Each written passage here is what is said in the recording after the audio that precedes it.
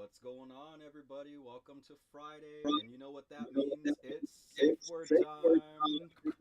Bow, bow, bow, bow, bow, bow, bow, bow. Okay. All All right, right. Firework. it's been a week. All right, so you all know what it is. This is Safe Word, your platform for teaching, learning, and opening the eyes of our audience to the world of kink, BDSM, and relationships. Relationships. Oh, Knight was on it with this one. He forgot he was supposed to not like it, so he had to throw something in there. So you want to introduce yourself? You did. It's your turn. Oh, I couldn't even hear you. I think I cut off. All right. Well, I'm your other host, Aurora Storms, and if you didn't hear, that's your first host, Kay Marcos.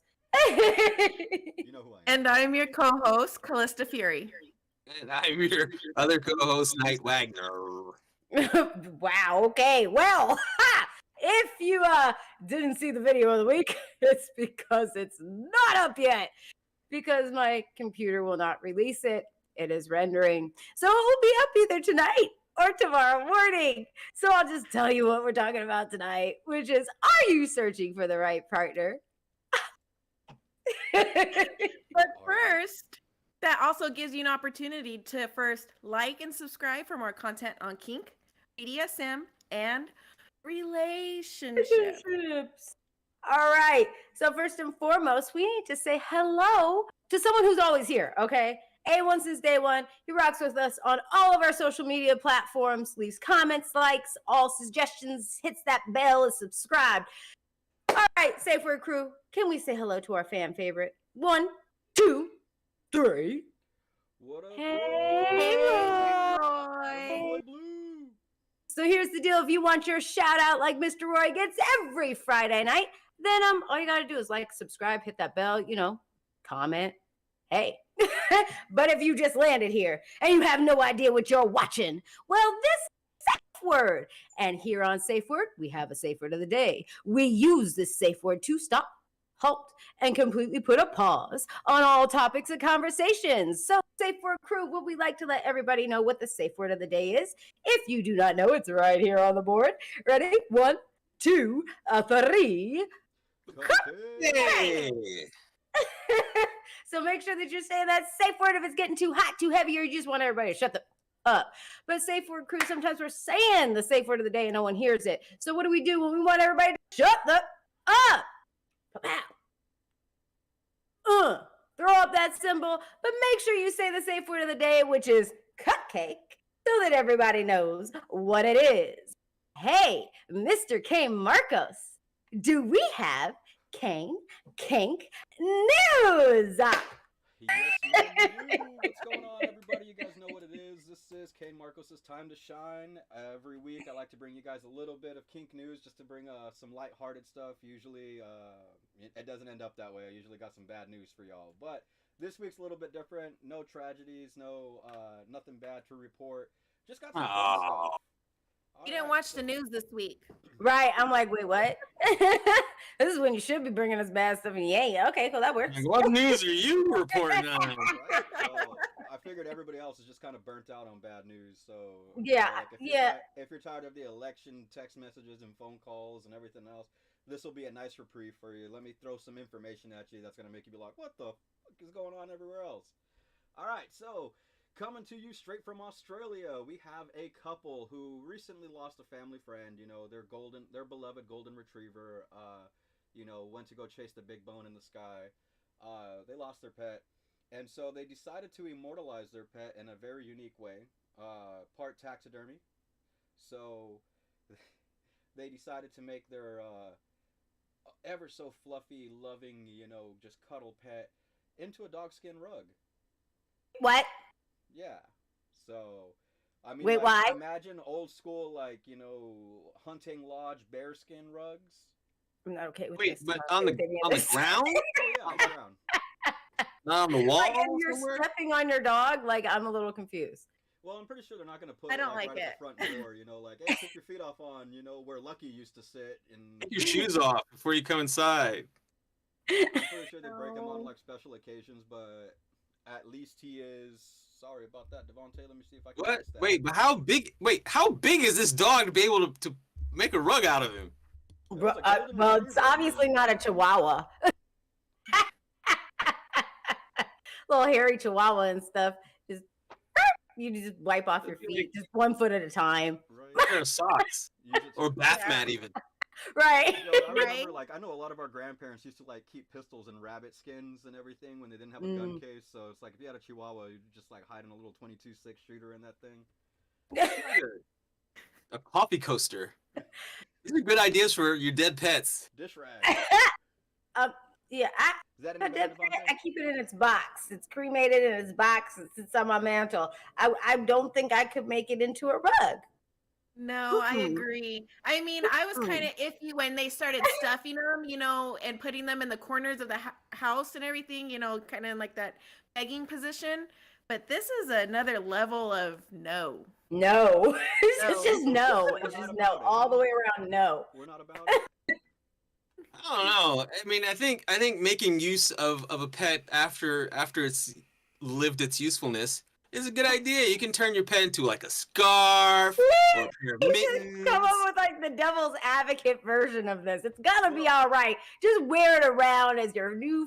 Just be Cruella DeVille. Just do it. Right? You're wear fur. Real life Right. 101 Yo, Dalmatians. I just gotta say, like, for me personally, I accumulate a lot of stuff, and every, like, couple of years or so, I have to do a purge. I know for a fact that if I turn my dog into a dogskin rug, after about 6 months, that shit's getting in the way. Damn it, why'd I do this? Like, oh, this was such a bad idea. Yeah, and the dog hair will get everywhere. Right? Right? Dude, I've got a I'm dog telling right you now I that got I'm a waiting couple to dogs just that I go can't on to wait till, pasture. like, they go out to pasture so that way I don't have to keep sweeping up. Right? Like, small That's what I was just Pomeranians. saying. Especially now that winter's coming and they're gaining their winter coat and shedding their Yeah, summer and coat. shedding it? No. I'm good. No. I'm good. I'm waiting for that one to just kick the bucket and roll. You know what I'm saying? So I got sleep no more. I got a nice Throw coffee on it. I got a nice pit bull. She's really like a grayish with a brindling, so like tan and gray brindling all throughout her. She's got a beautiful coat. I'd probably consider turning that into a dogskin rug, but like I said, I accumulate way too much stuff way too fast, so I know after about 6 years or so, I'd be like, man, that's in a garage sale. That's somewhere, you know? How do you sell I'm that? good. I'm good. Oh, what's that rug made out of? It looks interesting. I couldn't walk past my dog every freaking day or step on it. It's a rug. And step on it every day. Like, I'm sorry, I've lost pets. Like, I still am like, Yo, how messed up would you be if You you had know? an elf on the shelf in your ass? Like, you lay it somewhere and then it's somewhere else. No, I'm good.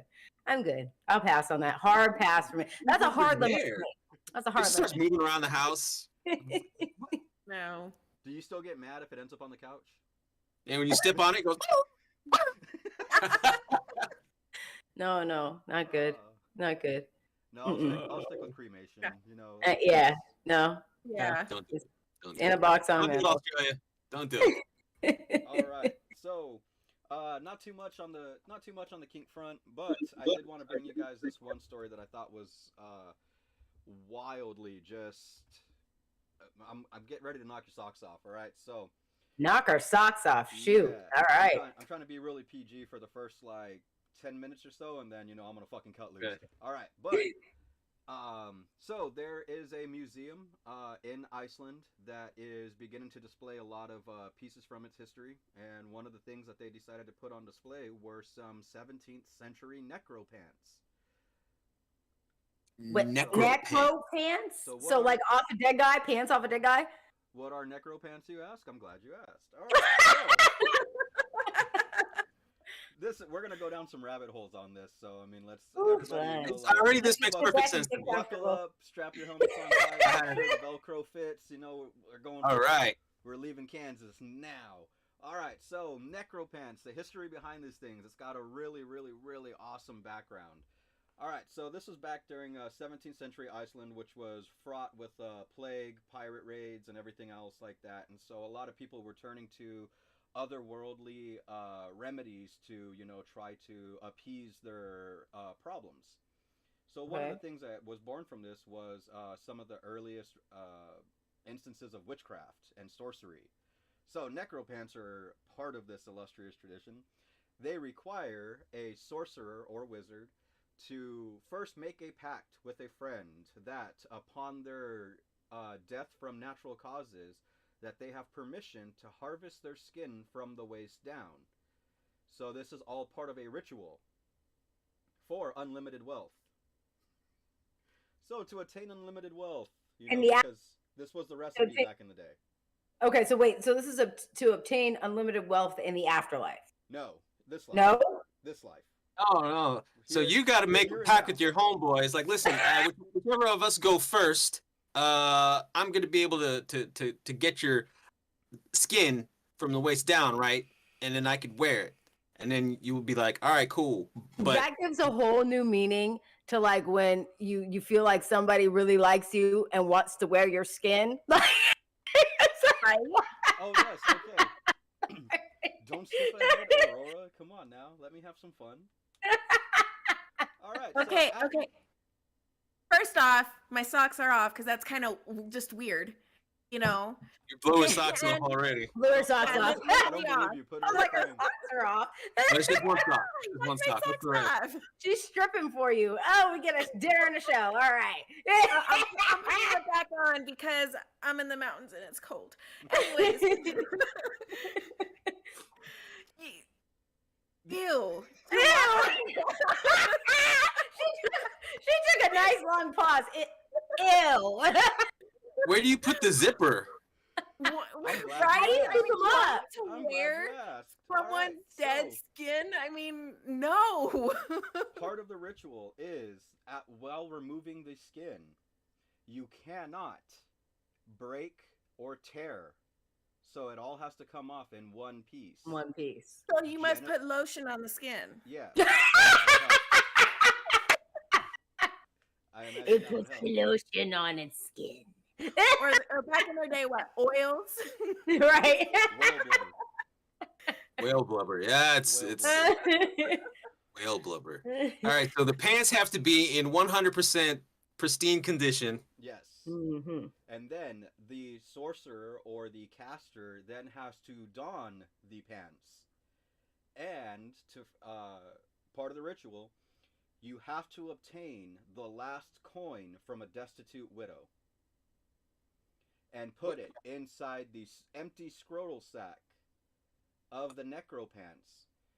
And only after this is complete will the scrotum always be filled with coins, therefore unleashing unlimited wealth. So, Your best This friend. sounds your like a friend has dragon to quest die. that you're never finishing. Never. Like, you go find a coin, a rusted coin from a destitute widow, and then stuff it in his ball sack. What? So that you actually have a coin purse. yes. Let's make there it what you it's go. used for. Yes.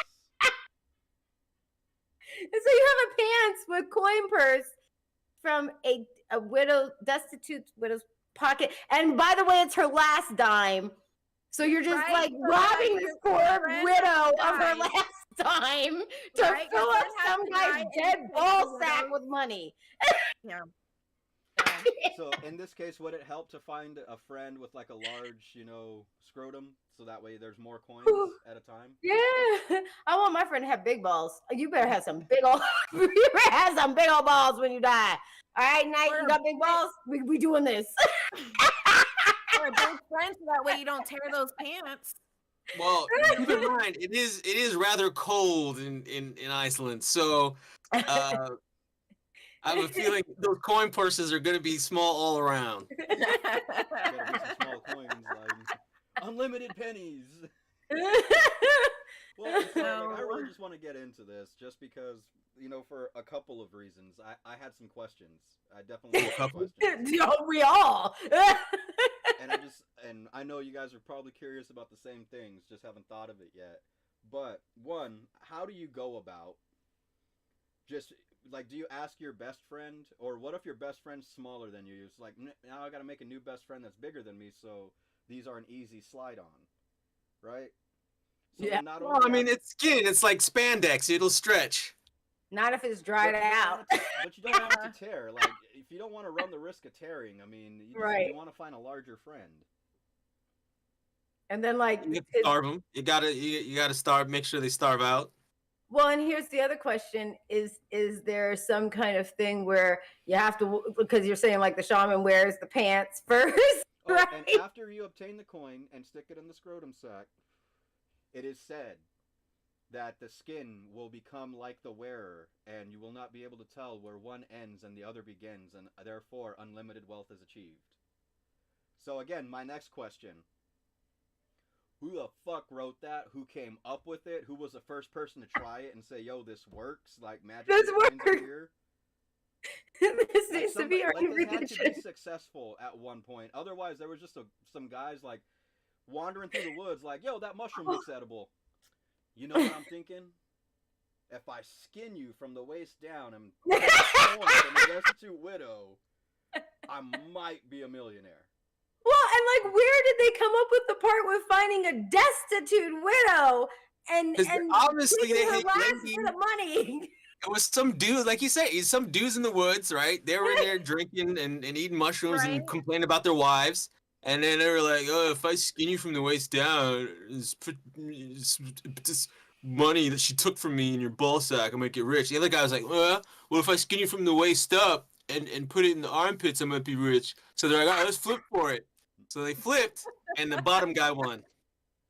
Yeah, fermented berries Oh. and grapes and some wild mushrooms were definitely involved Oh yeah, in the making of this. the urine of some exotic animal, like something. Yeah. We're smoking Oh, tree bark. oh, and this was and we think we can run societies in the world and stuff when these were the things that we came up Yo, at the beginning. the next person that tells me, video games are bad for your brain, I'm gonna sit there and be like, yeah, you know what? In the 17th century, we used to skin people from the waist down, thinking to make us millionaires. So maybe people are just shit. Right, right. You would think. Well, okay. No, So then this is all necromancer vibe. This is all a warlock vibe from World of Warcraft. That's what this is from. Oh yeah. well, and see, I had another gotta hope question somebody because you were gets sitting there themselves. saying, I had another question because you were sitting there saying that the shaman had to wear the pants, right? Yes. So is there like a rule as to how, like, do they have to stay up? Like, do they, how do you keep them up? You know what I'm saying? Is there suspenders involved? Well, And like you said, if the guy's bigger, right? So let's say your friend died and he was 350 pounds and you're like a $180 soaking wet. Like, what the heck are you gonna do to keep you holding up the skin? Does that count? Is it no hands? Look, mom, no hands. Like, what? What do you do if this was your plan, and then all of a sudden, like, your buddy gets like gangrene in his foot, and you're just like, damn it, now I gotta make a new friend. Like, Right. well, that's the next question. Is like, Ruin are the the fucking socks pants. are the socks part of the pants, or oh yeah, you get to cut no, those? like, so I'm gonna drop a link and put it in the description so you guys can see, like them on display, crotch and all. It looks like all the way to the foots of the feet, like all the way to the. Well, Dang. what if you got bigger feet? What You gotta- It's like a that's- sleeper. You just you have to make the path, you gotta find it. It's like a sleeper all the way around. Your feet are just like this. Your ass is hanging out from the skin flap in the back. Well, and it says like, so here's the other part. Like, so it says the pants can't be removed, otherwise it breaks the power, I guess. So what do you do about, like natural bodily functions? Yeah, do you cut a hole in there. the skin? I mean, Do you the slide hole yours is through there. I mean, like, It's like a Halloween mask. The holes just don't add up right. do you have to keep that part? I get a little on you, but you'll be fine. Like, put some extra whale blubber on the back end, so that way you know that. Oh my gosh. No, no, no. Adaptability. No. Mm-mm. Mm-mm. Okay. That was disturbing on so many levels. Thank you for that. You're welcome. That's all I have for Hot Topics. Thank you guys so much for joining. I appreciate it. Woo! All the way Everybody around. now knows a little bit more about necropants than they did before they joined. Yes, Wow. yes. So don't use that term too loosely. I want to wear your skin. Or even better, You might it's just like be put to the test. he wears the pants in the family. Is where that Right. came from. All right, so let's get into tonight's show. So, like I said, there was no video. My computer's holding it hostage. It will be up. But tonight we are talking about, are you searching for the right partner, right? So, I've got some questions for my crew. All right, so just to kick it off, something really simple. All right. Are you after someone, because I mean, like, here's the thing: like, what are you looking for when you're looking for a partner? Are you after someone because of their look?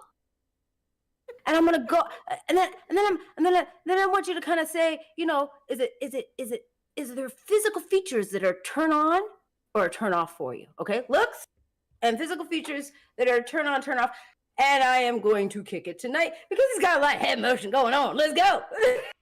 You His can see that. hand motion. What am I looking for? The perfect partner. Who isn't looking for the perfect partner? How do you look for someone that's like, you know what? Perfect's too good. I'm gonna look for somebody substandard. That's definitely within my range. But do you look for their looks? I am. Superficial. A lot of people will say, "Oh, I don't care about looks. It's all personality." Come on, let's be honest. Please, looks are an important part. A face is the first thing. The eyes, the face. It's got to be a nice, presented package. Okay. And then, as much as I say, the chest size is not important. In fact, I'm interested in mosquito bites just as much as you know. As gazungas. Yeah. So I am a true aficionado. And then, not saying that's important, but the personality then comes second. Okay. Yeah. Are there any physical turn-ons or turn-offs for you? Well, Like we a know what physical the feature turn-ons. that's a turn-on, are. turn-off. I'm a much upper region guy. Some guys like legs, some guys like butts, some guys like feet. But I'm definitely definitely up here. But the turn-offs. I mean, I guess if you're missing some limbs, Okay. I kind of like 2 arms and 2 legs. 2 legs, It's not okay. mandatory, but I would prefer. And then size wise, I'm very fluid, flexed. It just depends. Like, if you have to breathe heavy to stand up, I mean, but Okay, so someone's a little bit bigger and probably ain't your speed. Got it's it. not, That's it's not the end of a the turn off. world. All right. So, Miss Callista, we're talking purely on looks here. Okay. Are you after someone for their looks, and what are some physical turn on and off for you? So my initial attraction is, yes, it's superficial. It's, are they pretty? Yeah, they pretty. Yes. So, but I do go much deeper than that. I'm looking at their personality. Can they make me laugh and smile, and do we vibe all together? My physical likes is, I love a guy with arms and neck muscles. There's just something sexy about them, especially when they're right over me. Over the top. Yep. Yeah, I got a nice view. I love a man with arms. Like the bulging veins in his neck. No, like the side neck, the traps right here, them traps. Them traps. Arms and just, yes. They have to be able, I'm a thicker girl. I'm curvy, so they have to be able to pick me up. So I love, There you go. guy with some arms. Do you want him to strain as he's like? No, I don't want to see all that. I don't want to see like, all the no. I just want to see the muscles. All right. Turn off. Does it have to be physical turn off or Physical, because we're gonna talk about personality stuff here in a second. Physical turn off. I would have to say super skinny. Super skinny. Super All right. Skinny. I'm more kind of a like. They have to be kind of evenly proportionate, and there's some super skinny guys out there that are attractive, but they're just not my type. Not your type. Yeah. All right, Mr. K. I have one to add that I remember. If she has a mustache. If she has a mustache, I'm not in with that. It's a no-go for you. Yeah. No mustache, no beard. Got it. Yeah. No whiskers. All right, Mr. K. Marcos. You're so factual and to the point, but we want to hear what you're interested in. So I know there's a lot of girls out there that want to know, just, what do you look for in looks, and what are turn-ons, turn-offs, and are you after someone for their looks? I honestly will say now, a visual appeal is definitely a must. I used to be one of those, like, any port in a storm, or, like, if you got a nice personality, or if you can make me smile or laugh, like, that's cool. And it's a personality really goes only so far. I mean, if you have to, like, being attractive isn't enough. You also have to act attractive. And I know we're gonna get to like personality stuff and everything from there, but I mean, I've seen some tens that act like threes, and that just it ruins it. So it's like you have to have a good personality to match your looks. Um, Definitely into nice feet, turn-ons, nice feet, good smile. Not necessarily like a perfect smile. Like, don't need to have braces in high school or anything like that. But like, if you got that meth mouth, I'm good. You good? No bad teeth. All right. Mouth. Snaggletooth. So You might that's a turn off for I can put up with a little bit of snaggle tooth. Like, I just like missing teeth and like busted teeth. I'm just like, oh man, like you almost had me. Yeah, you didn't see his first wife. Yeah. All right. So Hey, for Taco me, Bell. I would definitely say that I'm not after somebody for their looks. Looks do matter. I mean, it makes.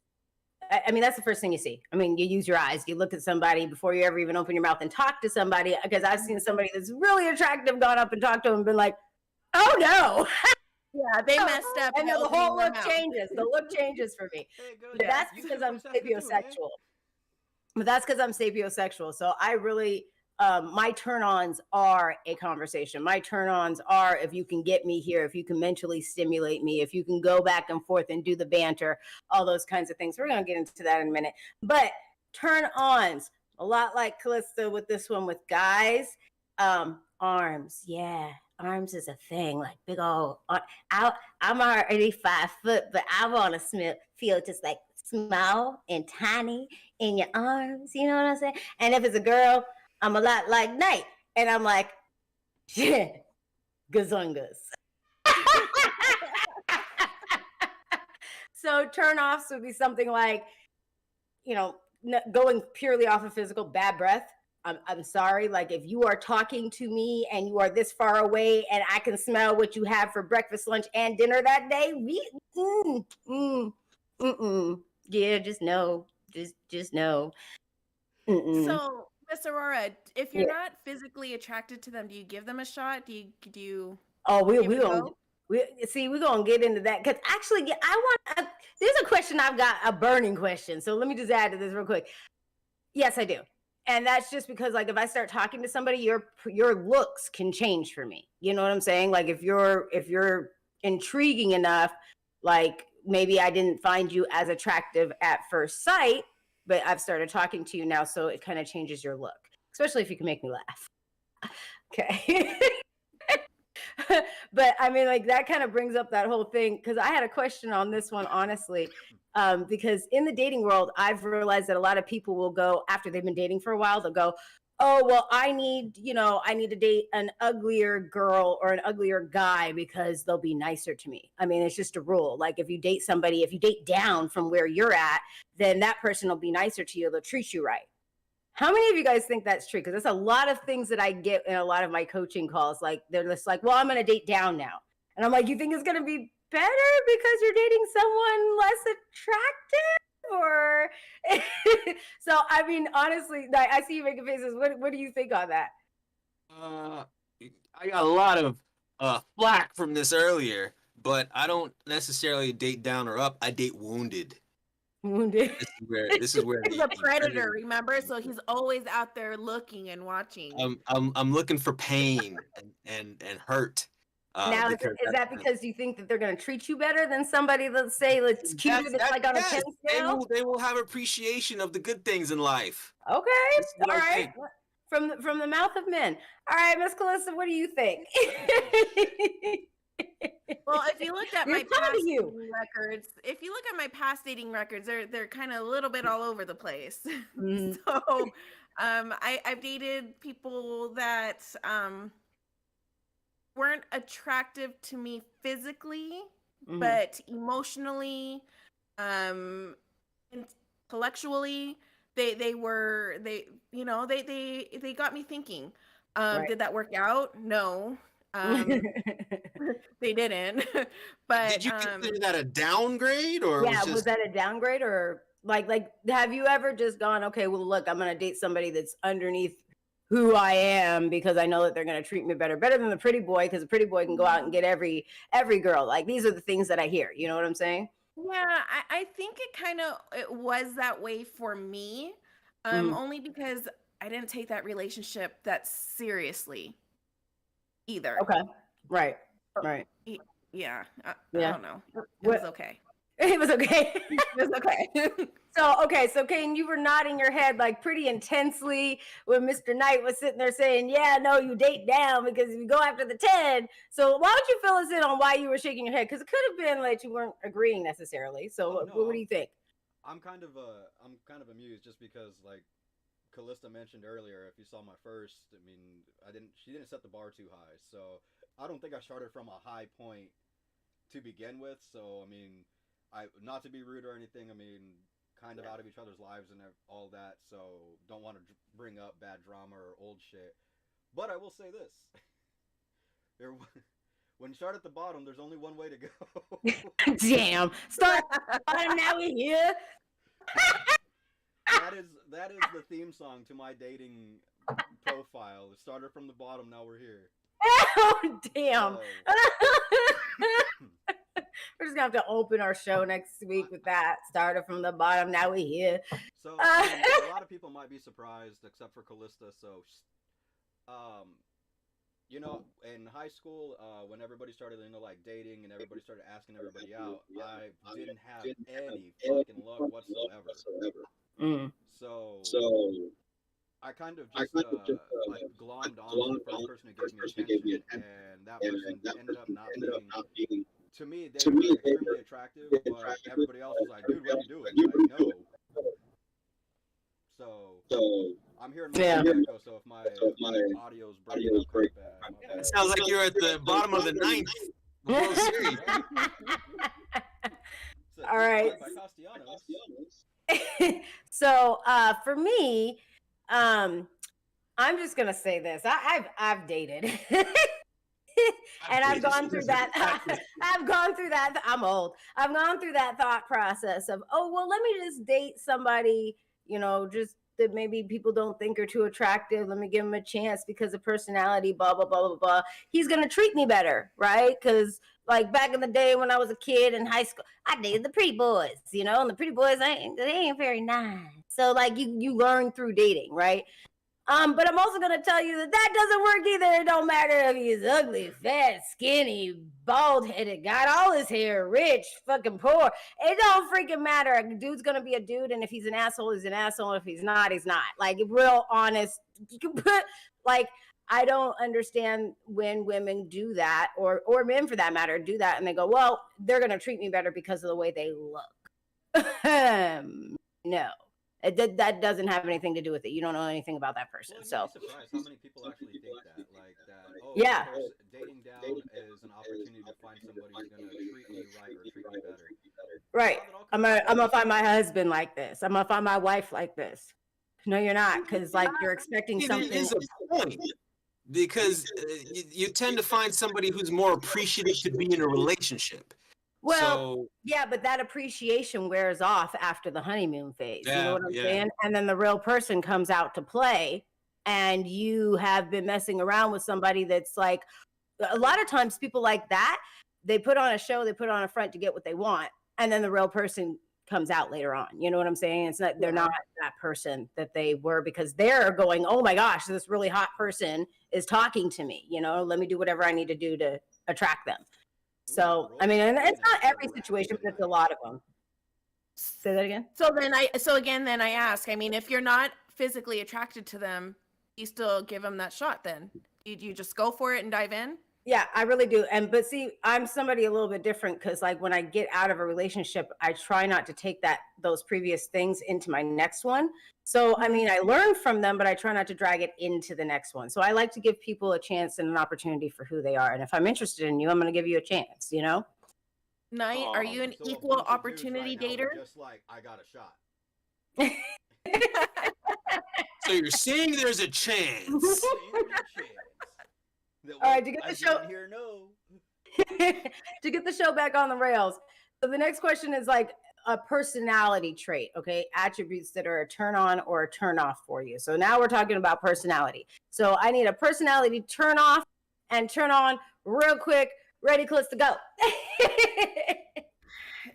Personality turn on. Jokes. I love to be able to laugh, have fun, have a good time, and to be able to forget, what my crazy day was like. Turn off. Someone who just talks and talks and talks, asks you a question, and then just completely just talks and talks and talks. Yeah. All about them all the time. I cannot stand it. Don't ask me a question if you're going to talk through it. Right. Right. All right, Mr. Kane. What's a personality turn off for you? An attribute turn on, turn off. So my turn on and turn off kind of run hand in hand. So if you don't like, you have to have a sense of humor, and you have to have like a basic understanding of like pop culture. Like I don't want to say pop culture, but just like have some culture to you. I can't stand it like when you're talking to somebody and they like completely set it up perfectly. Like, yo, this is a perfect time to drop that one liner from that one movie. And you do it, and they're just like, I don't get it. Like, wait, you never seen insert movie title here, Pulp Fiction, Tombstone, anything like that? And they're like, Right. oh, no. All right, well, when we're done, because a lot of my shit is based off of one-liners from old films. So there's a lot of dead space and like weird conversations. You watch movies. So And with that, I'm gonna kick it to you. I was just talking to this one chick, and see if you guys can get the reference. I was talking to this one chick, she invited me over for dinner, and so when I got there, she was still like preparing everything, and so she was cutting up some potatoes, and she nicked her finger, and so she kind of bled on the cutting board a little bit, and so I took care of her. I wrapped her finger up, stopped the bleeding and everything, and I was like, yo, do you want to order something? She goes, no, I'm gonna finish this. And so she grabs the cutting mat, goes over to the stove, and I didn't see it, and it was just like something that caught me off guard is I saw her swipe everything into the pot. And so I'm sitting there like, yo, Mrs. Lovett, what the fuck you doing? And she turns around like, what? And I saw like on the cutting board she had omitted the part that she bled on. Right? So it's not like she was just serving all that up, but she didn't know who Mrs. Lovett was. Do either any of you know who the reference was to? Mrs. Lovett? I love it. Yep. No? No?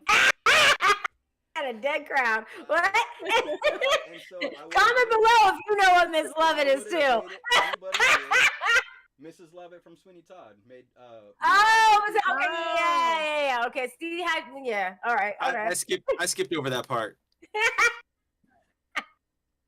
So huge movie. So it's like if I'm throwing out one-liners and you're not picking them up, it's like, all right, well. But here's the other funny thing is like if they have a friend that picks up on it, be like, hey, all right, I'm gonna go talk to her. You're like, whichever way the wind is blowing, baby.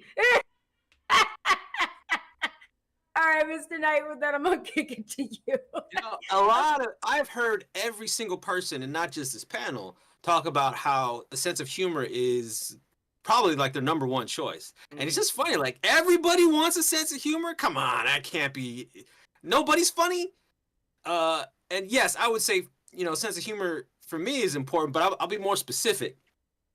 The ability to find humor in hard situations. Like you don't have to be funny all the time. You don't have to catch all the jokes, but you have to be able to look at life when it kicks you in the butt and find humor in that.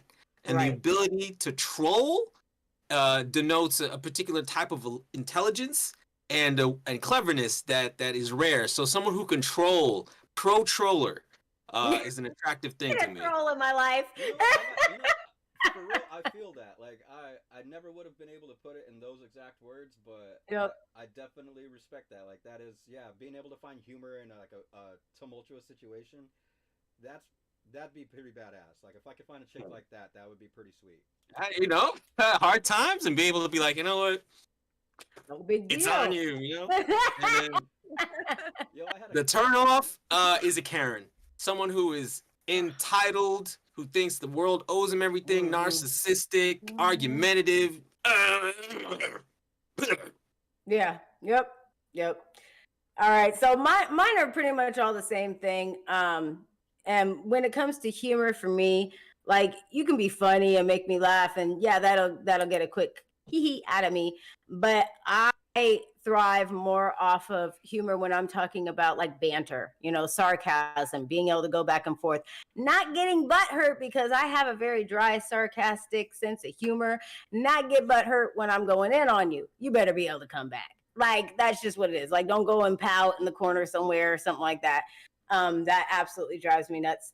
But banter is a major turn on. If you can keep up with me, and even if you can't, and you're like, hey, fuck you then. That shit's a turn on. It's like, I got you. Come back next week. I'm gonna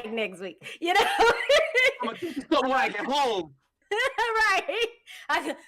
And then 30 minutes later, they come back with something that's like, oh, that was cute. That's so cute. That would have been good. Pay for effort. So that's a turn on for me. A turn off is definitely the entitlement, the narcissism. I've been with a narcissist. It's exhausting. It takes a toll on your mental health. You start questioning who the hell you are. I mean, I just can't do somebody that doesn't put me first as much as I'm putting them first. It has to be a full circle. And if it's not, what the hell are we doing? I'm spinning in a circle by myself playing Ring Around the Rosie. No.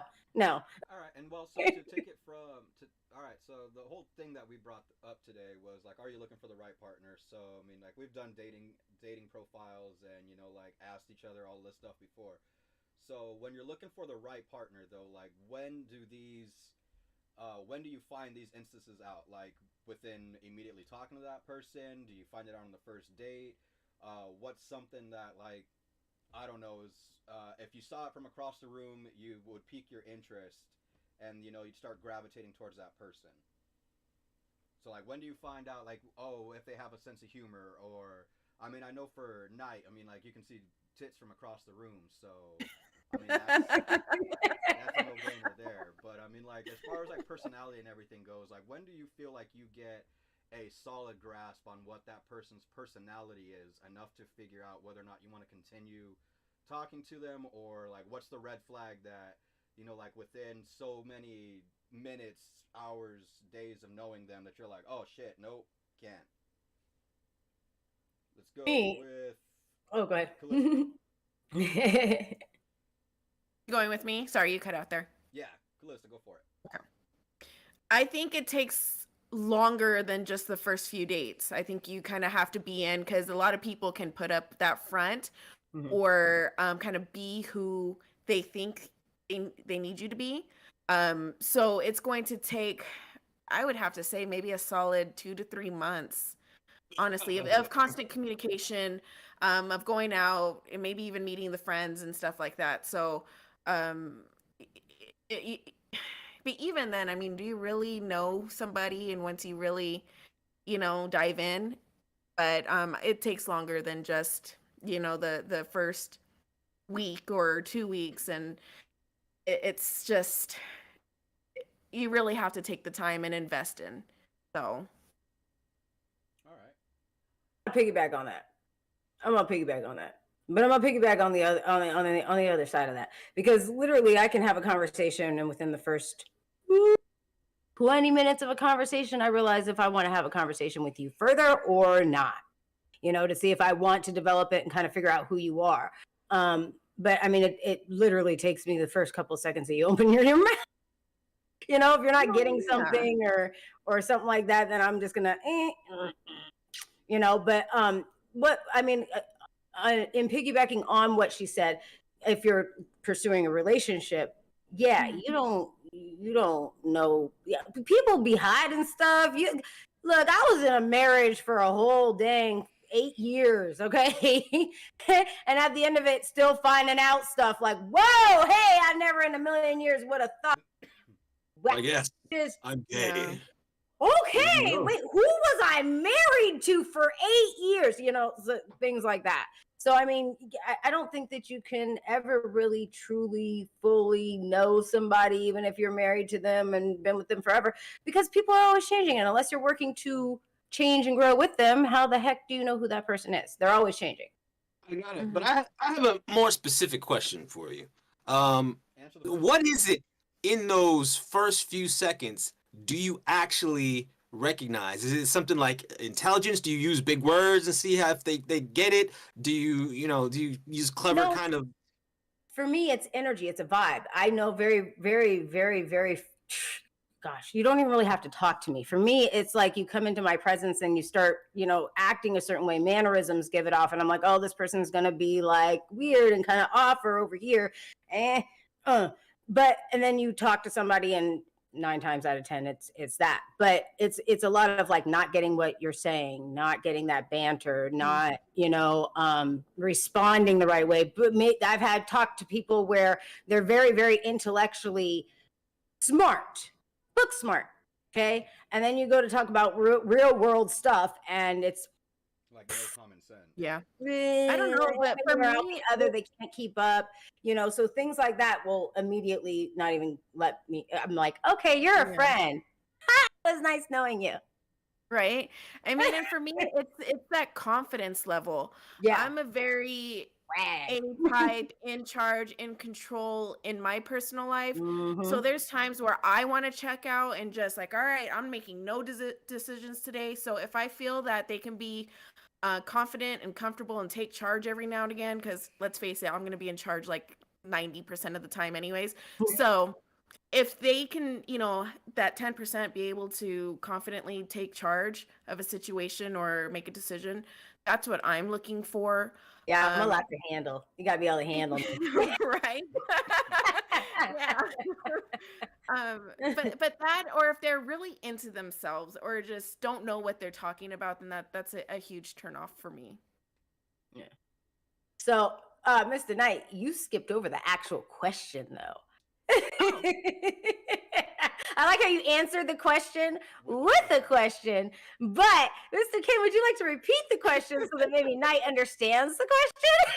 So, like, how soon or how late do you decide whether or not you're interested in that person? Like, say you see somebody, you're physically attracted to them, you want to talk to them, you walk up to them, and like within like from initial meeting, like 10 seconds to a year, like how easy is it for them to like make or break the potential? And I really want to know this because this is coming from an autistic brain. So like people need to hear this as well. You know what I'm saying? How do you process this? I am like a bull. I see a red flag and I charge. Even if I recognize things in somebody that are warning signs. Like if just run right to it. It doesn't process as a bad thing because it's not in context, right? So I take people that, okay, everyone's got flaws and issues, and it depends on how you apply those things. You could be, for example, a jerk and with a real nasty personality, but if you go out in public, you keep it under wraps. You don't yell at the server or something like that, or the receptionist. So maybe you know how to control yourself, right? So I don't know that yet. So really, it's seeing how you interact with other people where I get the sense of who you are, because it's like what they teach you in the Air Force. Integrity is how you are when nobody's looking, right? So when nobody's looking, it doesn't matter. How are you? But yeah, no, that's a true character of somebody. That's a great way to for people that are dating. Even if you're going out to a restaurant, see how that person is acting with the wait staff. See how that person acts. If you're out with their friends, see how they act with their friends. You know what I'm saying? You'll get a better sense of who that person is. Now, how soon that happens? Woo! Yeah, All right, so kind of riding on the coattails of that, I wanted to ask the ladies a question. Okay. So, this is something that, like, just guys have been fucking up since, the recorded time of fuck-ups, right? Like, nobody's ever been able to... I feel like philosophy was born to try and figure this out, and, they just started talking about other shit. How soon, within meeting a person and being attracted to them, how soon in a woman's brain, like, just in general and personally, how soon do you decide whether or not you want to pursue, like, you'd be willing to have sex with that person? Ooh. Is alcohol involved? What? scenario. Well, I mean, Yes. in general. Has like, it been a minute for me? Oh, all these We're gonna need more factors. Got to be a information, more to dry go off. spell. See, and this is why philosophers could never fucking figure this shit out because there was too many equations, too many variables. Is the moon and its equinox and the planets aligned? I don't put a like time limit on it. It's not like something No. where it's like, oh, after 3 months, 16 days, 14 hours, and about 10 dates, then you can have the cookie. No, it doesn't work like that. But I know a lot of chicks that do run their programs like that. It's got to be a 3-month thing, and you got to spend so much money on me and A, B, C, D, E, F, G. They got a list. Yeah, Okay. yeah. I mean, I know, But for me- I know there's a whole bunch of shit around, like when you actually decide to do it. But I'm talking Mhm. about like, at when is it a first time? Mentally. Yeah, like mentally, like okay, so you meet a dude, all right, he's nice, and is it something like your first 10 seconds of meeting them, they sound nice, like they're hitting all the no red flags are popping up or anything like, yeah, I'd probably sleep with this dude. Let's see how the date goes, or something like that. Like I know a lot of guys feel like, yo, you can talk a girl into sex, like you can convince them, and I don't think that's necessarily the case. Like I think maybe if shady backgrounds or just Look, we have an idea of if we're going to give up the cookie or not, usually on the first date. You know what I'm saying? Yeah. If we're going to pursue it any further, if we're going to give you a kiss, if we're going to hold your hand, if we're going to let you touch our thigh.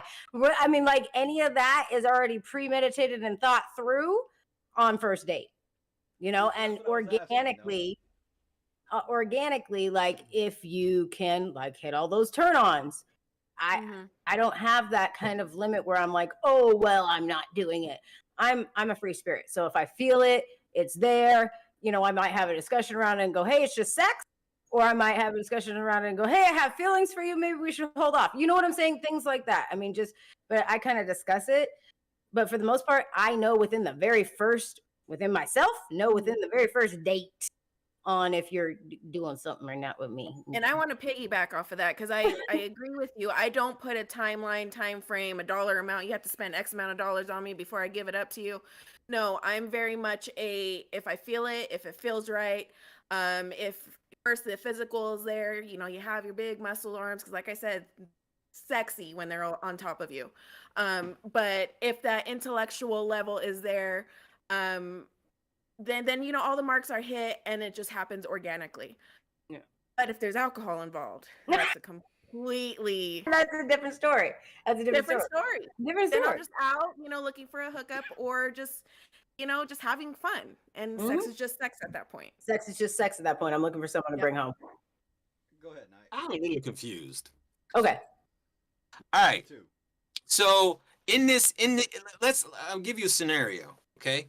So it's now an ex, somebody that you have previously had sex with, an older partner that you are having lunch or dinner or whatever with, right?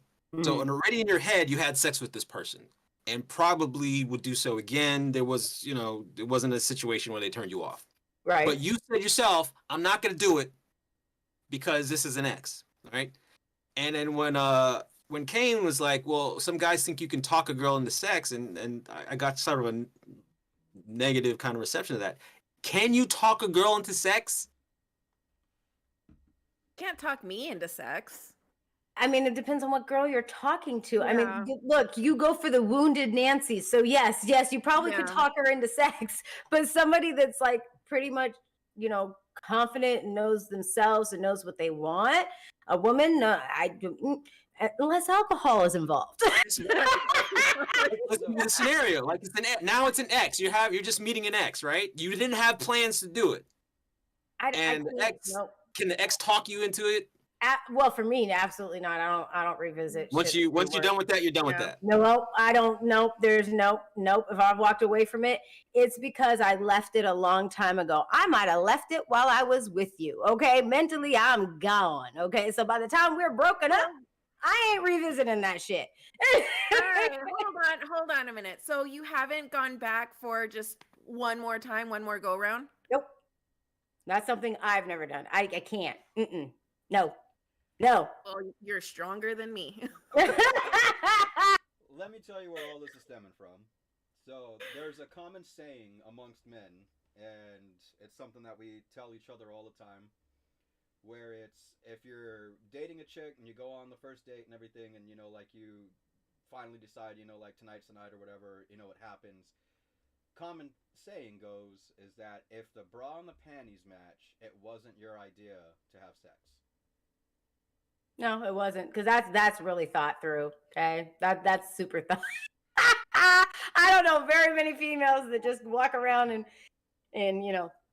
lingerie all the damn time. No, most of the time it's mismatched or whatever. But if we know we're gonna hook up, or we got an idea that we might, or because like I said, on the first date, I have an idea if I'm going to or not. So yes, I'm shaved. There's matching panties, and you know what I'm saying. Wow.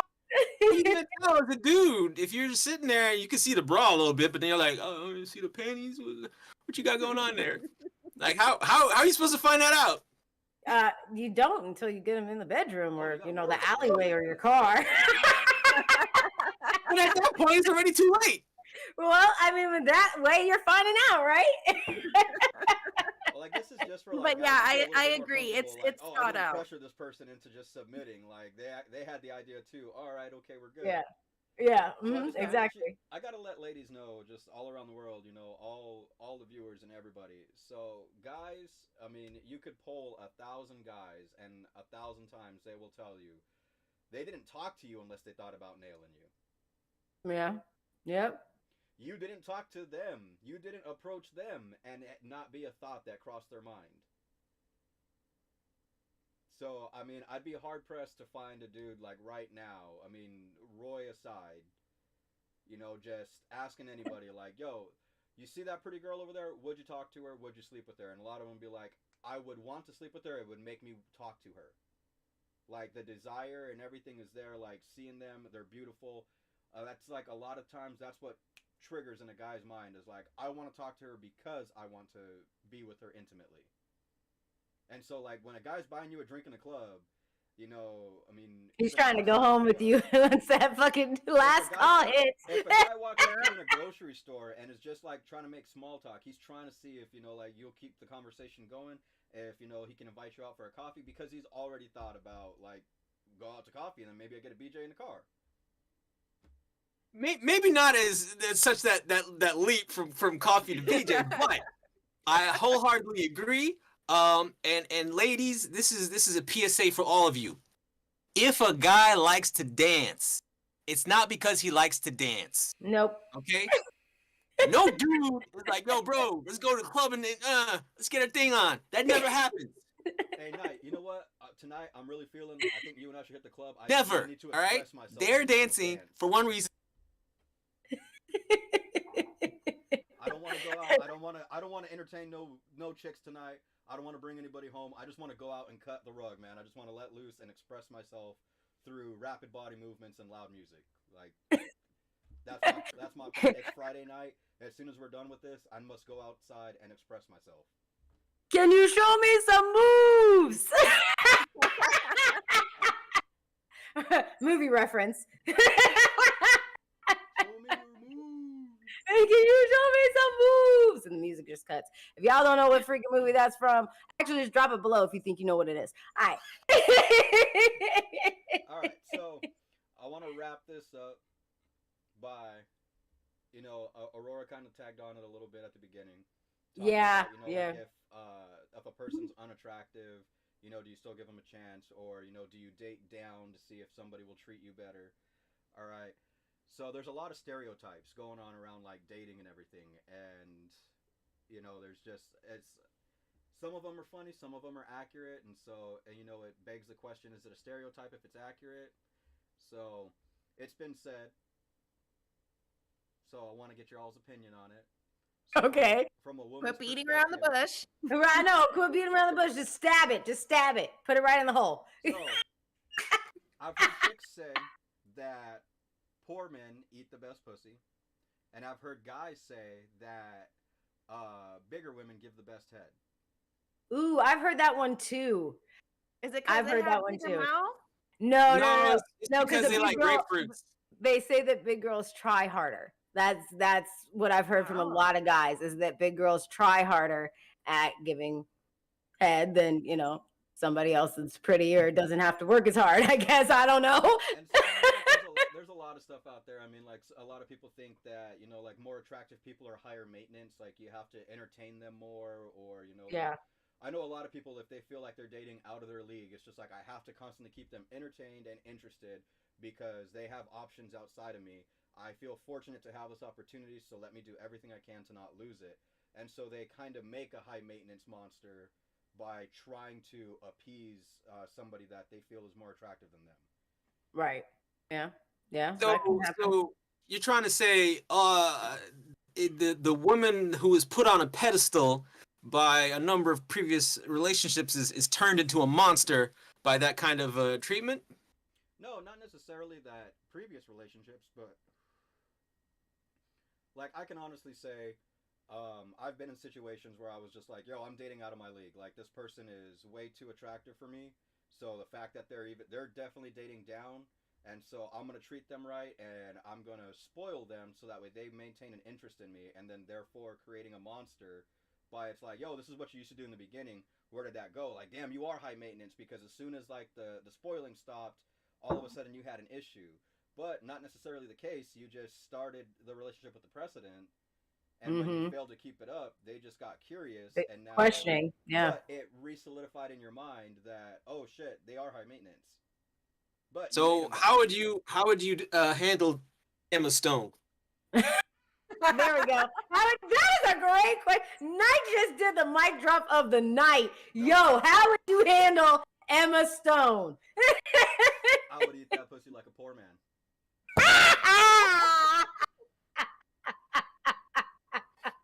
Okay, would you spoil? Would you like? What would you do? Because okay, that's definitely like not to say nothing bad. Actually, because Boo Boo's got like fucking on TV, on movies. And shit. Okay, walking the red car. So what would you do? Would you spoil her? What would you do? What would you be your mode of action with her? Oh yeah, I would definitely probably create a monster. I'd probably try to spoil her just to like, hey, like Don't learn from our I'd be that mistakes. dude who's like sitting there on his phone, like if I text her again, am I being too needy or like what's she doing? man. Like I know she's on set with Ryan Reynolds today. That motherfucker's gonna take her home. Like, hey, what you doing? You remember me, right? You remember me, right? Remember that thing about you? I saw it on the calendar. You have it marked sex scene. Like, what the hell? You haven't hit me back in 4 hours. What the? 4 hours, damn! Emma Stone, run for the hills! Run for the hills!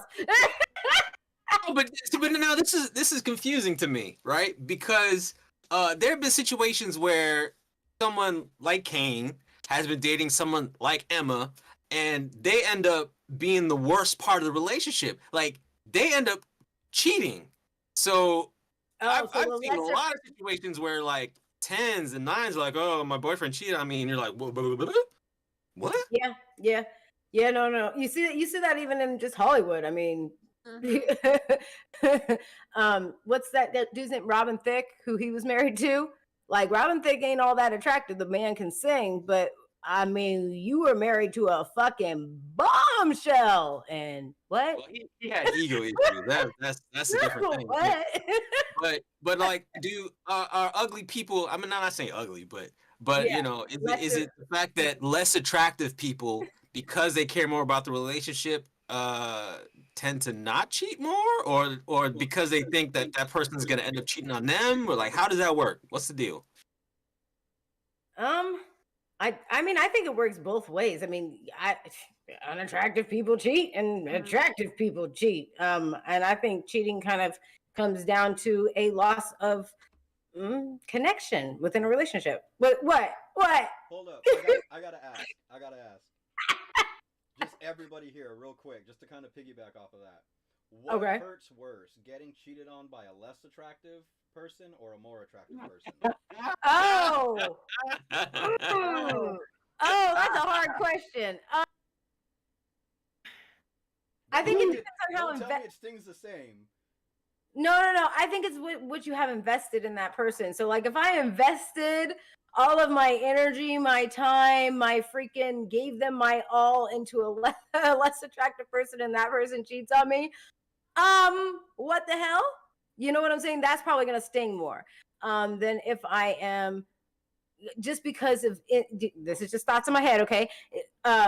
when you're dating a more attractive person, no matter how much energy and all that stuff you put into it, there's always that thought of, well, it's right at their fingertips. They could go wherever they want because they're so pretty. They could just do whatever the hell they just, all they fans, freaking Instagram. Let me do a little messaging message. And you were just waiting for it to happen. You know what I'm saying? You're waiting for it to happen. When is it going to happen? Yeah. So it's like, it doesn't come as such a surprise per se. It still comes as a surprise because you're being cheated on. But it's like, whoa, hey, hold up. What the fuck? Wait, do you see me? Do you see you? Like, what? What happened here? What happened here?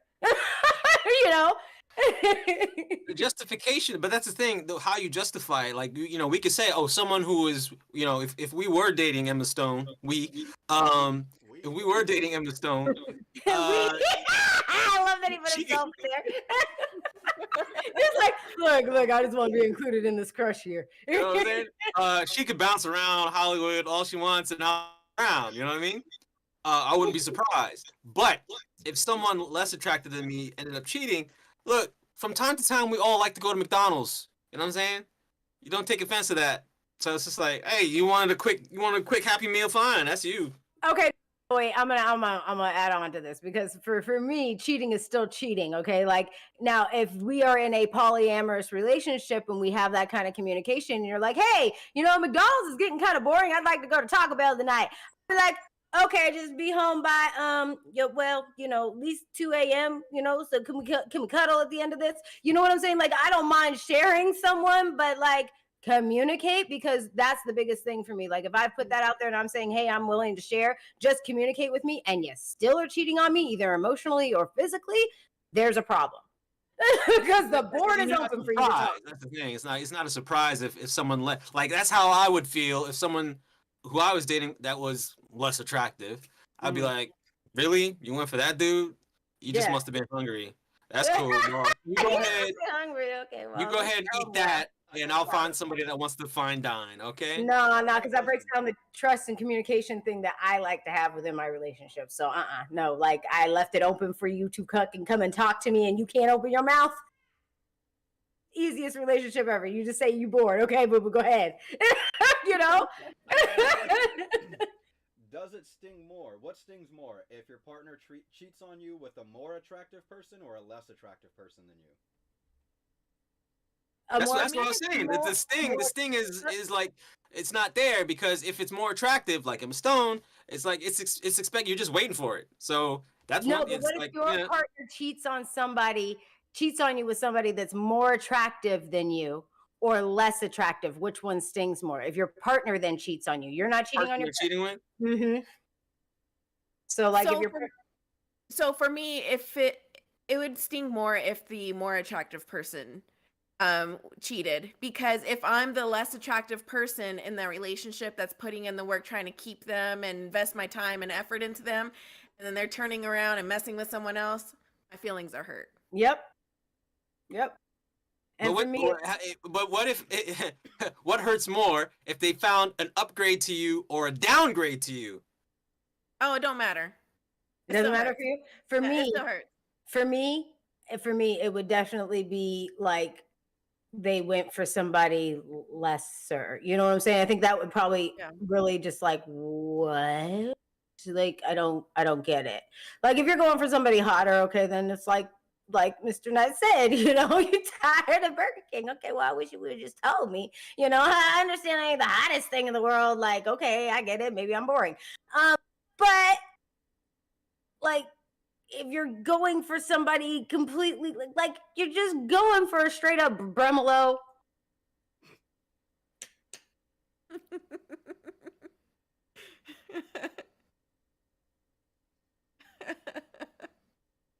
What? That's me. That's me.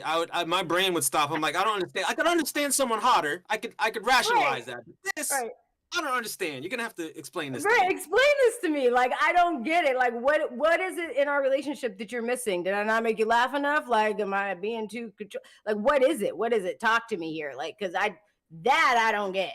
That I don't get. I can kind of understand and rationalize it in my head if the person's hotter. All right. Okay. Well, I know which one. Yeah. Nice try. Nice. Oh no, honestly, I couldn't say because every time I've got cheated on was with somebody that I felt was less attractive than me. Yeah, first like y'all heard the stories I talked about in like previous lives and everything. If you don't know the full story, go back and watch some of our previous episodes. But my first wife like did the rounds on the apartment complex that we lived in, and there was some grimy motherfuckers in there that I was just like, yo, what the fuck? For real? Man. Like, Ugh. like damn, like him I can understand. Like, all right, cool. You know what? That one I can almost forgive, but him, like, yo. The homeless, the crack addict down was like, she said I could have a shower. Just a quick briefing in case you weren't here for those other shows. Literally his wife and him got a divorce, and he's cleaning out the apartment, and he's getting a dang phone knock on the door every couple of minutes, and it's a new dude talking about, yo, Chief, when you done? Yo, you done yet? Like, let me know. Too long, bro. Done what? Oh shit, you the husband. No, I can laugh at your pain. I'm so sorry, Kane.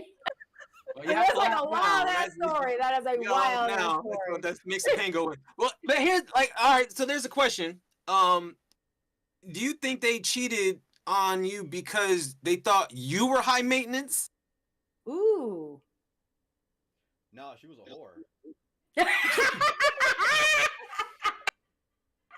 Like, you ever seen Black Snake Moan? She was Christina Ricci. Like, you know, she got an itch and just had to ride whatever was around. Like,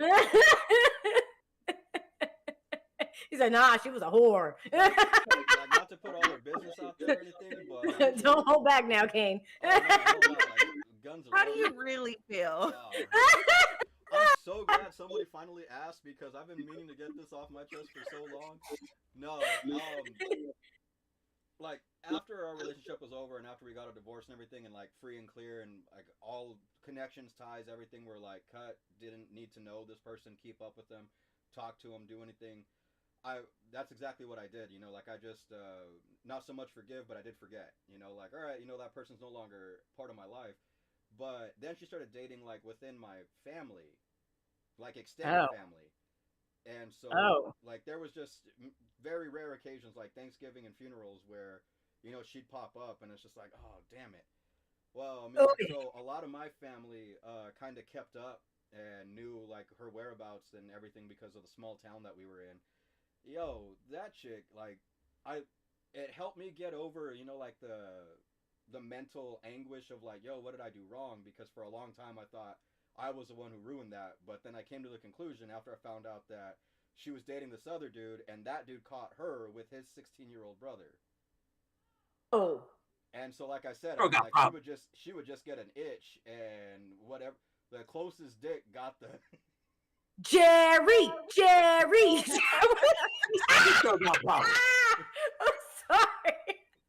So it's like after a certain point, I was just like, all right, you know, like it really took her doing it to somebody else for me to be like, oh, okay, it's not just me. That's just how it is.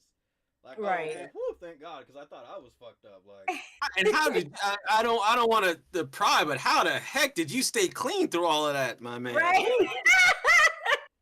You know, Just honestly, saying.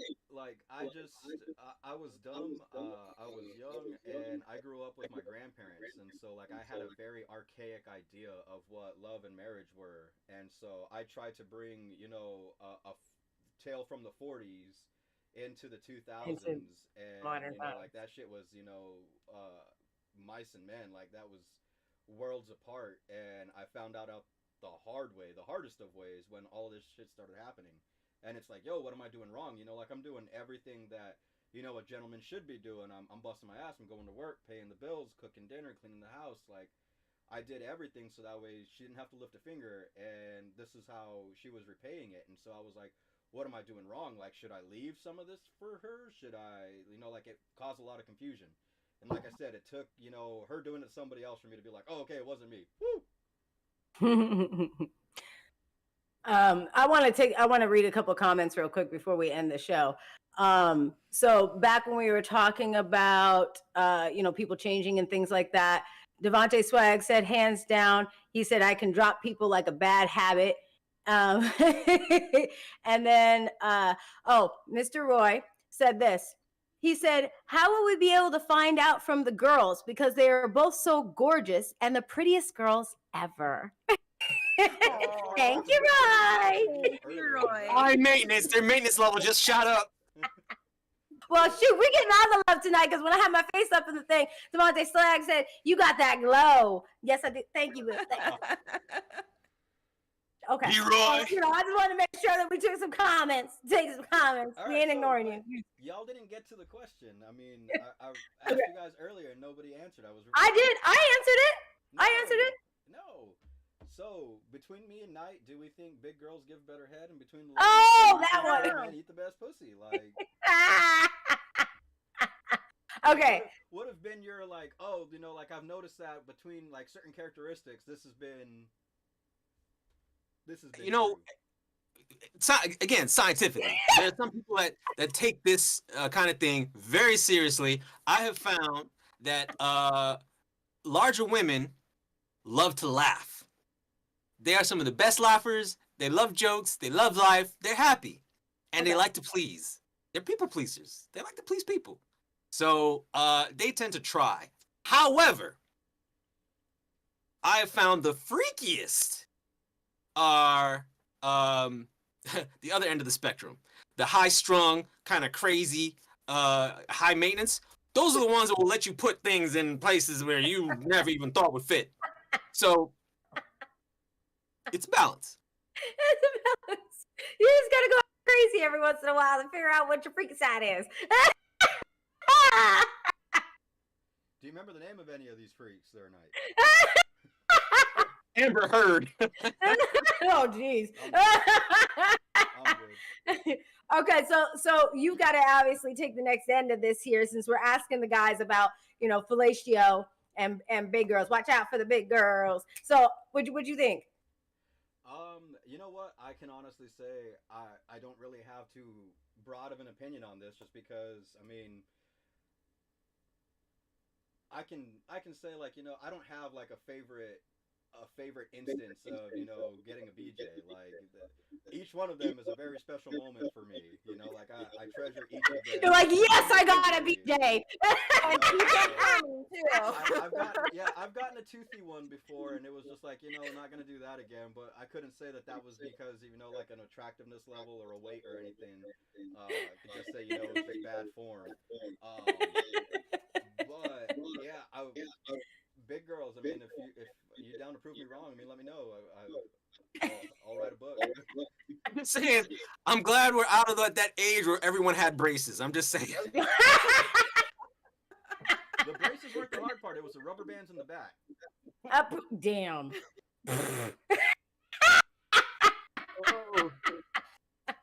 Alrighty then. Y'all don't know the struggle. You don't know the struggle. Oh no, hell no, you don't. All right, now here's the deal. At least for me, my experience with, you know, poor guys and eating pussy, and between rich guys and poor guys, it's got to be a motherfucker that likes to eat pussy. Like, that's just point blank, period. Like, it don't matter if you got money or not. I've had motherfuckers that ain't got no money that's still like,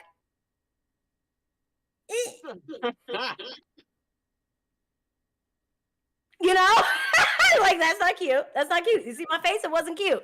So, so I mean, like, I've had poor guys do that shit, you know, or the whole fake child is like, you feel that, girl? Yeah, I feel your fingers wet. But you know, I've had rich guys that can do the same thing, and guys are well off. You gotta like some pussy to eat some pussy. Take it from somebody who eats some pussy. All right, cool. Question for you then.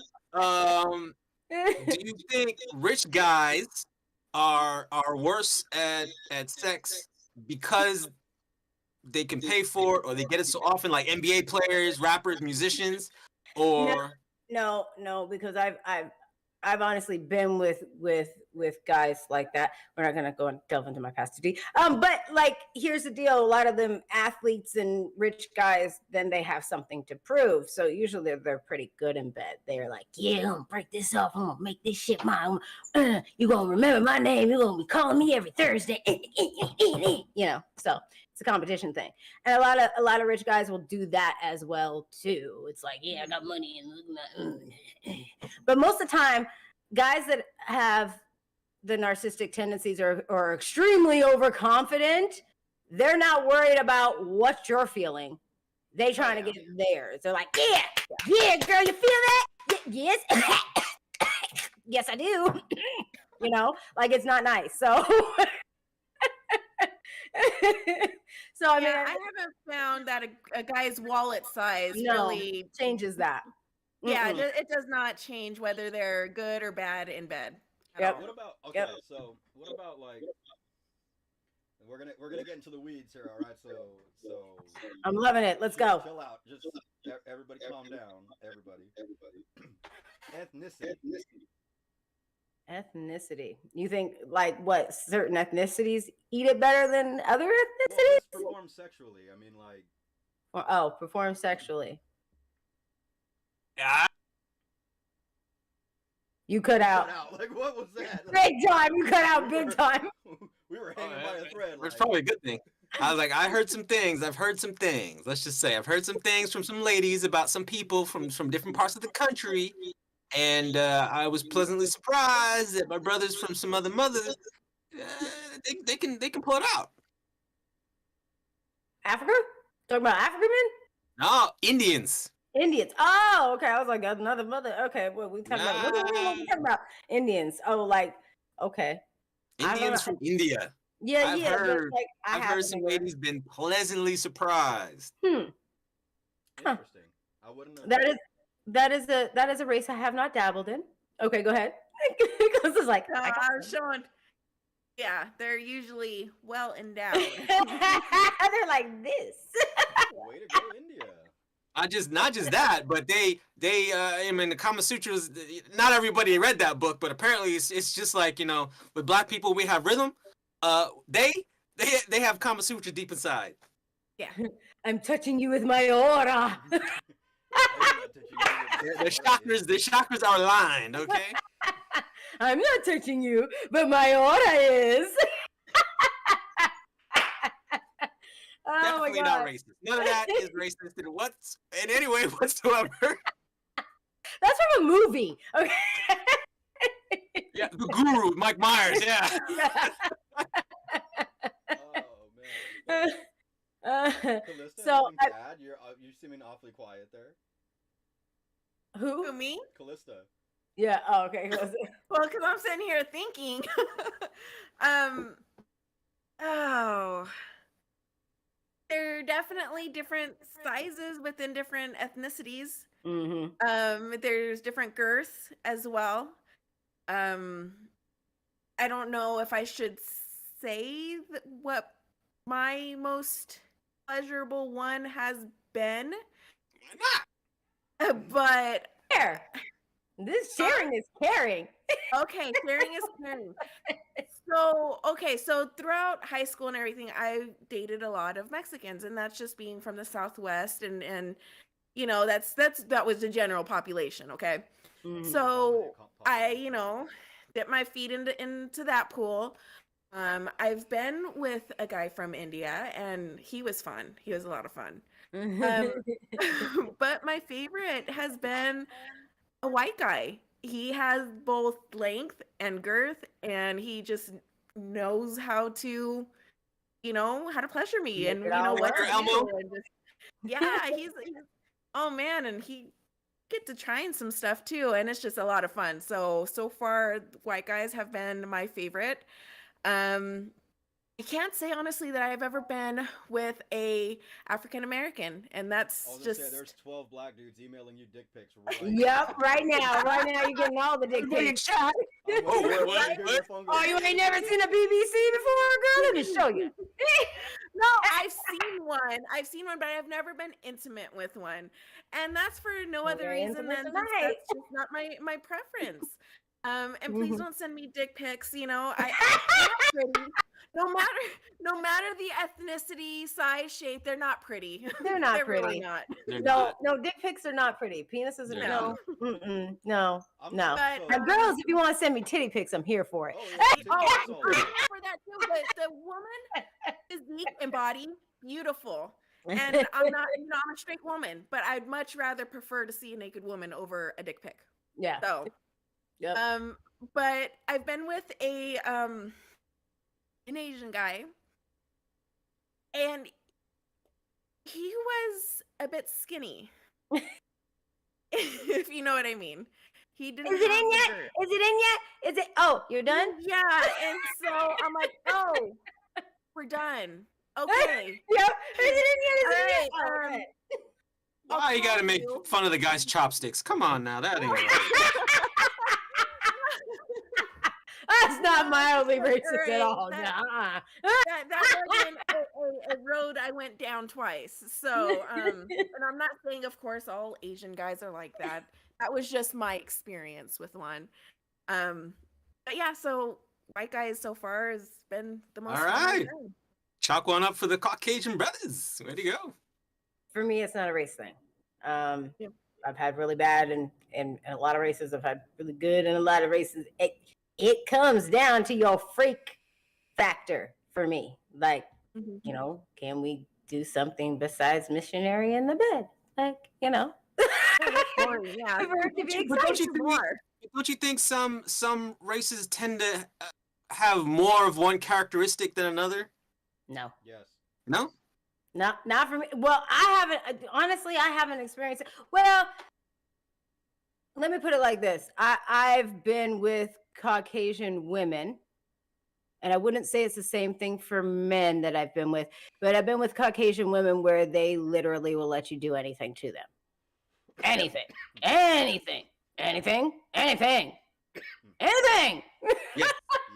Yes. Yes. And I would say you don't find that same sort of freedom Right. with our sisters. Let's say that. Right. No, Right. I was just about to say, and it was like when you hear college dudes like frat boys talking about, you know, like rusty gargoyles and dirty pigeons and all that stuff, that was practiced on a white woman. Yep. Well, Yeah. not necessarily, but yeah. Half of the shit that I hear some frat boys talking about, and I was like, yeah, there ain't no way. I ain't never met a Latina or Puerto Rican, a black woman, an Indian woman, or even an Asian woman that was just like, yeah, let's do that. Disclaimer: there are exceptions to every rule, but Yeah, In my there are. Right. Yeah. There definitely is, but the majority, the masses. Here's the thing: like, if I hear a story about, like, because I have guy friends, and they'll be like, "Yeah, you know, and I was hitting it from the back, and then I grabbed her hair, right?" You say she was black, like full on black. Did you get knocked out? Like, you know, and same with Latina chicks. Like, you go and get your hair like fucking Dominican blowout, and some dude, I just spent $200 on my head, dude. Like, what? You know. So I mean, but there's exceptions to every rule because I like my hair pulled, but that's because my shit's natural. But I mean, like, there is that thing. You know what I'm saying? Yeah. I have to agree with Aurora, where I do think that Caucasian women are definitely, not to say more open, but definitely more willing. And I mean, like, I've put it to the test where I was just like, it was something that I wasn't even into, but I just suggested it, and they were like, yeah, give it a shot, go for it. Well, I mean, like let's just take it to this channel, okay? Let's take it to this channel and other channels that are on YouTube, like Horrible Decisions, okay? Horrible Decisions started theirs because they were trying to reach out to the Black kink community. So, like, when you walk into a kink community or an event or something, I know for me, it's like whenever I've gone to a lunch party or something like that, well, for me, when I see another Black person walking past, I'm like, oh, holy shit! Oh, holy shit! What? What's your name? You know what I'm saying? I'm like, oh my God! You know, like that. So yes, I mean, a lot of people that are in the kink community. But that's like the experience in Europe. Anytime you see a black person, you're like, oh, wait, there's another one. give that knowing nod. I'm like, yup. Yep. But I mean, I still get that little bit of excitement because I mean, within the kink community, there's just not a whole outreach for like Black folks to feel comfortable to come in, brown folks to feel comfortable and come in and stuff like that. It's just, you know, that's why we're trying to open up this Well, and I think this that's like a level cultural of thing because I speaking. know a lot of Hispanic families are just like, oh Yeah. no, like you gotta. They into some freaky shit, but they can't say anything because Abuela's still alive. You know, I mean, Yeah, Mhm. they don't. They're not really open. You know, I'm a light skinned Mexican, so I'm very light complected. But we don't talk about sex in our Right. household. We didn't grow up and being able to talk openly about it. So it is very a cultural thing, I believe. I will Yeah. say this, like Hispanic and Latin communities do talk about sex, but in a very I don't want to say negative Negative fashion, way. but definitely like a, oh, did you hear this? You better never do that. I better not ever Hmm. Right. find out that you Yeah. did that. Oh, this Right. person Yeah. did that. Oh, sucia, don't ever let me know that you did Yes. that. Like, Yeah. Yeah. I gotta tell you, half of the fun shit that I've done was things that were suggested that I never do. Mhm. Well, and I can attest to that because my mother is white and we spoke openly about sex in our house, right? Just about anything, everything. Any questions I had, my mama would answer. I mean, she ran a dungeon out of our home. And then I would go around, like my cousins and stuff who are Dominican and think I could speak like that. And their parents would be like, ah! And I'm like, oh, Yeah. oh, we don't say that in this house. Oh, I didn't know. There's something about there's something about a very pale complected family. Because I had never seen a nudist family that was black. Not once, anywhere, Okay. anywhere. But I've seen Yeah. plenty of nudist families that were white. Yeah, yeah, very true. Very true. I don't think I've ever No, I've met one nudist couple that were black, but not like a family. All right. So Sitting around the Christmas tree. Just, we're hitting that 90-minute mark, so let's go ahead and wrap this up, shall we? uh, Sounds good to me. All right. All right. on Ugly So, people, send me a message. big girls, you want to prove a point? Send me a message. All right. That's all we have for the show tonight, everybody. Thank you so much for joining us. We had a lot of fun tonight. A lot of this just went off the rails, but we know you guys enjoy it. That's what we're here for, going off the rails. Absolutely. This was great. So, man, I love it. I wish we could keep going, but like once we get to like about an hour 45, our viewership starts going like down, and then just no one's here. Yeah. So we're gonna wrap it up at that 90-minute mark. If you guys want more, join the Patreon because we're And- gonna keep resurging that. And real quick, just so you guys remember, last live show next Friday. Then we go on a break. Stay tuned to social media for all your info. Okay, go ahead. That's it for us tonight. It's Friday night. I must go out and express myself in the form of dance. Not looking at hooking up tonight. Not looking for anybody. I'm just going out Lies. and Lies. vibing, okay? So Lies. Whatever. I'm gonna go get my Vogue on. Everybody else, go do what you guys do. It's Friday. Be sure you guys be safe. Remember, always, if you remember anything from SafeWord, it's always to remember your safe word. All right, that's it for us tonight. Thank you guys.